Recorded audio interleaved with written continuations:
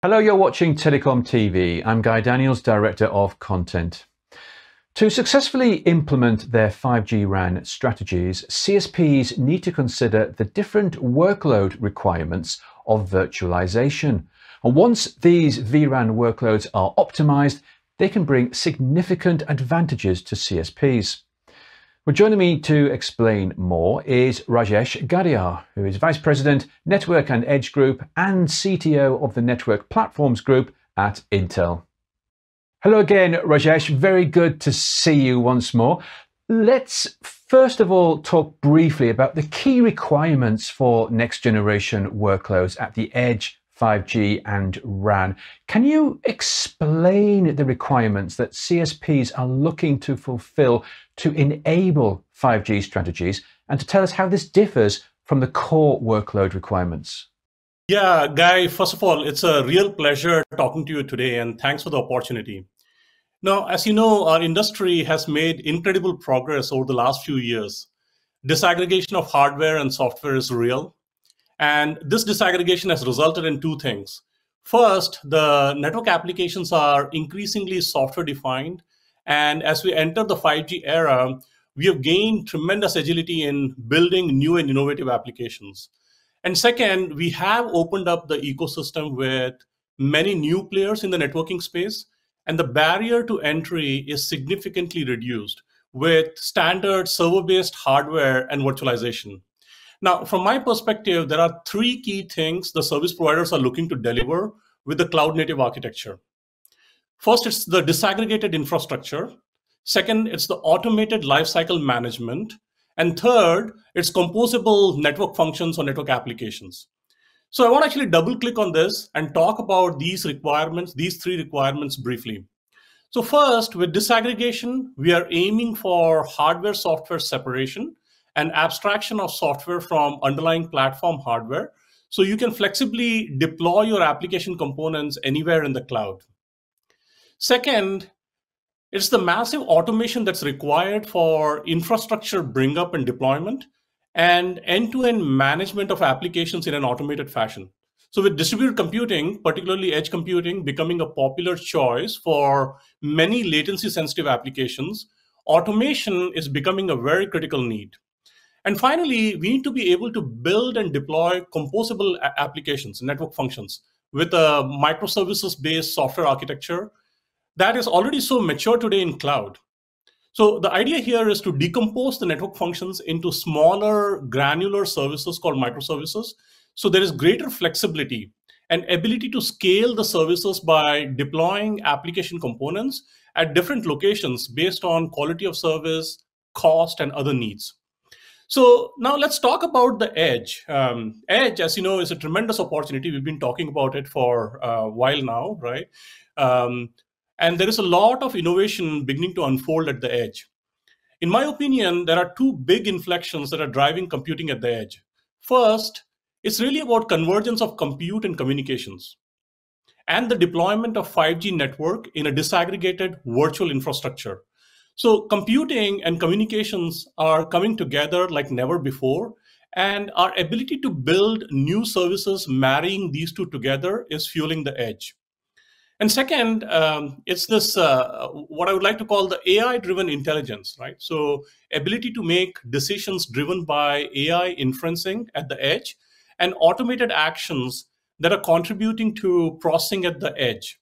So AI is really becoming pervasive, whether it's in radio access networks with applications such as RAN intelligent controllers, XApps and RApps, video services, or other use cases that benefit from closed loop automation using real-time AI inferencing.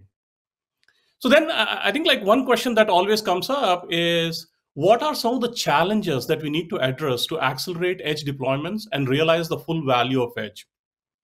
So first and foremost, as a developer, you're looking for a platform that delivers services with cloud-native APIs that provide easy integration for your edge applications. So you don't want to spend a lot of time hand optimizing lower layers of the software stack for data plane, wireless, telemetry data, AI, and other similar building blocks. Now, we at Intel understand this and have listened to our customers and developers. And so let me quickly tell you what we have done. We've focused on delivering an SDK and reference architecture for building 5G RAN applications, both for virtual RAN in telco network and private wireless deployments in enterprises. This is what we call a FlexRAN reference architecture. Second, we put increased focus on cloud native application development. So first, we have increased our investment in Kubernetes. A key tenet of cloud native is hardware abstraction. And so here, Kubernetes serves as an important tool to expose platform features and capabilities, such as the new CPU instructions, accelerators, FPGAs, GPUs, and SmartNICs. So in addition to our work in Kubernetes, we have also created an edge SDK called SmartEdge. So SmartEdge is a Kubernetes certified distribution and provides optimized building blocks as microservices for building and deploying edge applications. And lastly, like I said earlier, AI has become pervasive in the network, at the edge, and in the cloud. We think of AI as a fundamental data type with many AI features in our latest generation CPUs and accelerators. So here we have OpenVINO SDK that allows you to build AI models and applications and optimize them for various hardware targets. So in addition to all this, we have built Edge Insights for Industrial, a ready to deploy reference software for video and time series data ingestion. So I'm super excited. You can probably hear it in my voice. In many ways, we are at the cusp of a new era, the edge computing era, driven by a perfect marriage of cloud and communications. Thank you, Rajesh. And you covered the requirements there and the challenges there. As you say, this is a very exciting time. I'd like to move on, if I can, to your partnership with VMware. And can I ask you, how has VMware worked with Intel to optimize for vRAN workloads? Yeah, thank you, Guy. That's a great question. And we've been actually working very closely with VMware to drive an open RAN architecture. As you know, 5G networks demand high level of flexibility, scalability, and automation to meet the latency, coverage, capacity, and to support various algorithms, analytics, and application needs. So overall, the operators are looking for optimal TCO and performance per watt per dollar. Now, Intel and VMware are working together on an integrated software platform for virtualized radio access networks, or vRAN. Our collaboration really seeks to simplify the steps and reduce the integration effort involved in creating virtual RAN solutions. So the primary goal is to create a pre-integrated framework that removes complexity for RAN vendors like Altiostar, Mavenir, and Parallel Wireless, and so on, and allows for a more efficient provisioning of their software.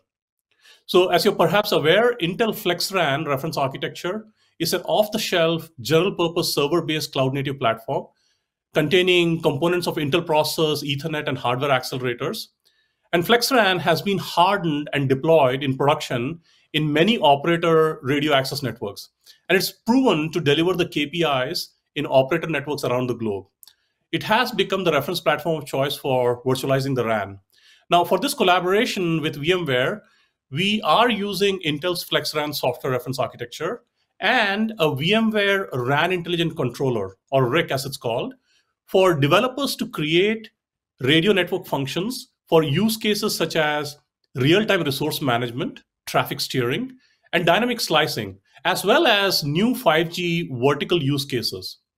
These RAN Intelligent Controllers, or RICs, as they're called, have tremendous potential to use AI algorithms. The idea is to use time series-based traffic data and real-time platform telemetry to gain efficiency in radio networks via AI-driven automation. So Intel and VMware will work with telecom equipment manufacturers, the TEMs, and also OEMs, and RAN software vendors to help service providers more easily build on top of the vRAN platform to address specific use cases.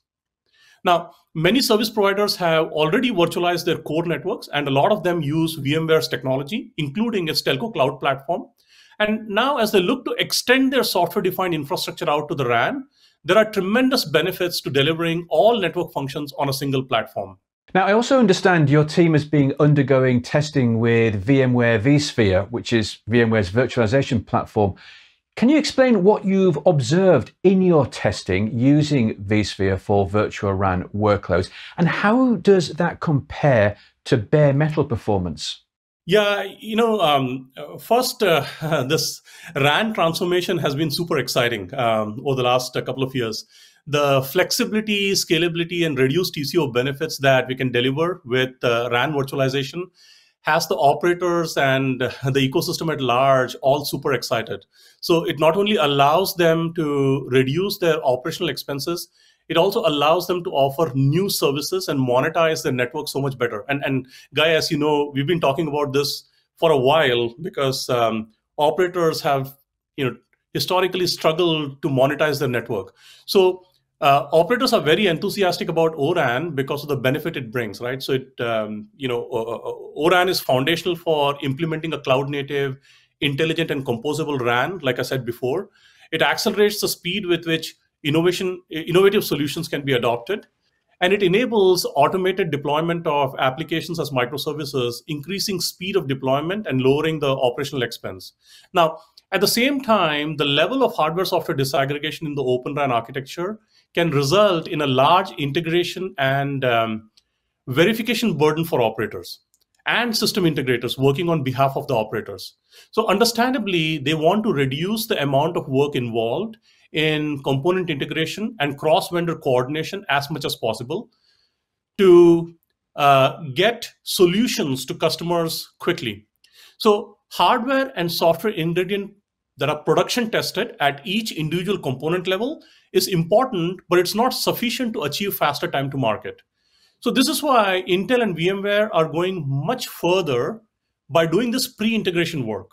The target hardware system, including all the components such as CPU, accelerators, and NIC, platform ingredients like the BIOS and the operating system, Linux, VMware OS, and the VMware Telco Cloud platform, and Intel's FlexRAN software, they're all integrated and validated together for ensuring compatibility of releases of the various ingredients, key capabilities and features, performance KPIs, and conformance, and adherence to the stability criteria. Because where some of these solutions are being deployed, you cannot roll a truck every time there's a problem. So you really want that stability and manageability, which becomes very critical.